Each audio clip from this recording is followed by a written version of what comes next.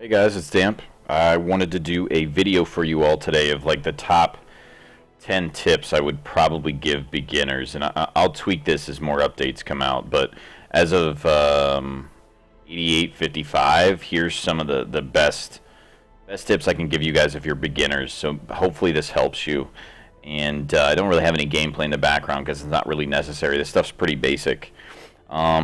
First thing I'd tell you is that one of the main mistakes I see people make is they AOE, and I thought the same thing when I first started. They see this grape shot ability that you have from the Highwayman. You think it's really good. You're like, oh my goodness, it hit 3 people. It's awesome. It's not. You should only AOE when you can kill one or multiple characters that are very low health and that need to... that you know for sure 100% are going to die. Otherwise, it's better to do straight line damage. Stunning's another thing I feel personally that's overrated. I know a lot of people have mixed opinions on this. Why would I stun something that I can deal straight line damage to unless I have a significant advantage? If it's 4-on-1 and you're just trying to really limit them from damaging you, or you've got really... I mean, it's really situational to stun, in my opinion. So those would be... That would be like my first thing that I hear people ask about the most. Why don't you ever AoE? AoE is really inefficient from a damage perspective, and I think stun is the same. Now, I have stun and I do utilize it, but again, I feel it's situational. When in doubt, straight line damage, all you noobs. Second thing is when you embark and you have a party that's going to go out, bring more than you think you need. When you go to provision, look at the... I mean, I can link a guide down below that I've made. It gives you an idea on how many provisions to take in each type of dungeon, but bring more stuff than you need. Bring more food than you need. It's like a free potion. I give you, in the guide I have, I'll link it to you guys. I give you some ideas on what you should bring and just a general estimate, but the one thing that I see a lot of people, they're always like, ah, damn, why do you bring all this junk? The reason I bring all this junk, when I interact with curios, I'm going to get the top line, the top level treasure roll that you can get if you have the right thing to interact with the curio in the background. So bring more shit than you think you need. The only time I would limit that is when you're doing a quest that would take up slots, like relics or whatever, where you have to really go through and break some things or cure some things that are in a dungeon. So outside of that perspective, bring more stuff than you think you need. It'll probably pay off in the long run. Once you've done a few runs, you can probably tell what you don't need. Once you do a few mediums or a few longs, you can tell what's going to be too much. But I have a listing in the guide that I'll link below the video to help you all. The third thing is, early in the game, you're going to be what's called deed starved. And that is because the most important buildings that you need to upgrade all require deeds. The stagecoach is really important. It needs deeds.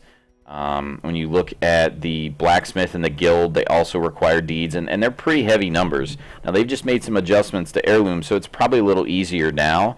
But when in doubt, find a mission in the world to do.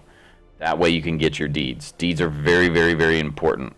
So the more you get, the easier it makes your life when you're trying to do boss fights, etc. Because you'll have strong combat skills, strong weapons, and more people to pick from to de-stress. It just makes it easier to run faster through the game.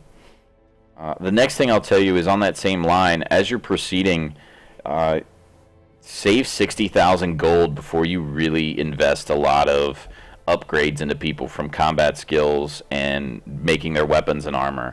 60,000 is a minimum. I would really recommend you wait until 80,000, but play it by ear, see what you think. After you go through a couple times, don't be afraid to start over. If you're gold starved, don't be afraid to start over. Sometimes that's the best tip I can give people, but save between 60 and 80,000 gold before you really try to keep people and really upgrade all their stuff. Otherwise, they very easily become a gold sink.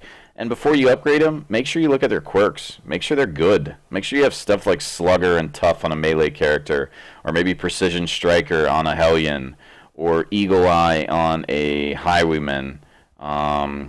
Take a look and see what's there. before you decide you want to invest in that person, don't just rename someone in the first week, and we'll talk about that later. Fifth tip, don't be a hero. Abandon. Don't stay there and try and do something just because you want to. Don't smash your face into a wall. Go back. Save your trinkets. It's better to save your trinkets and the gold you've managed to acquire than try and get people killed and then have to go back, and maybe you're stressing, your people are stressing more, and you're going to have to heal it. Don't be a hero. Leave when you think you need to leave. Camp ahead of time. Play it safe. Otherwise, you're going to regret it. The game will, or just the RNG will get you eventually. The sixth tip is kind of irrelevant now, but it was tanking's overrated. So until this guy came into our lives, the man-at-arms, the stud here, till he came into our lives, a lot of people were like, oh, I'm going to play a Crusader and he's a tank. Not necessarily. He didn't absorb a ton of damage. I mean, he was mediocre in comparison to the man-at-arms. And tanking's really overrated. You want to have high damage heroes. Just absorbing a blow doesn't do you any good. You need to be dealing out more, or you're going to come out from behind and you need to catch up from a damage perspective. So Crusader is really, they're ranked almost towards the bottom of the classes that I utilize. Unless you're in an undead zone, they move up to maybe moderately good. But Hellions, Highwaymen, now the Man-at-Arms, the Arbalist, find damage. Even Lepers, find damage. Don't worry about utility as much. Find top-end damage. Don't worry about tanking. Find the damage. Tanking's kind of overrated, excluding the Man-at-Arms. He's a stud. Use him at all times. So, yeah, that's pretty much that tip. Moving on to the next one, number 7, is if you're fighting a boss, they're going to be opposite of you. So without looking at a map, here's what I'll do. And the only reason I don't have the map for you guys is because I don't have video editing or any of that software yet. So I apologize. Eventually, maybe Damp will get there, depending on how the channel goes. But anyway, you look at a map, and let's say you come in right here where this light is. And your map is like this. And it's laid out almost like it ends, there's a corner here. The boss 90% of the time is going to be completely the opposite of you. Use that to your advantage. Camp before you go to that room and ensure that you are prepared before you fight that boss. If there's a couple little cubbies or alleys, camp before the first one. That way you can at least get your buffs in line. In case one of those does surprise you, make sure before you enter each of those rooms that everybody's well fed. Max them out. Use your free potion. Take more food than you think you need on boss fights.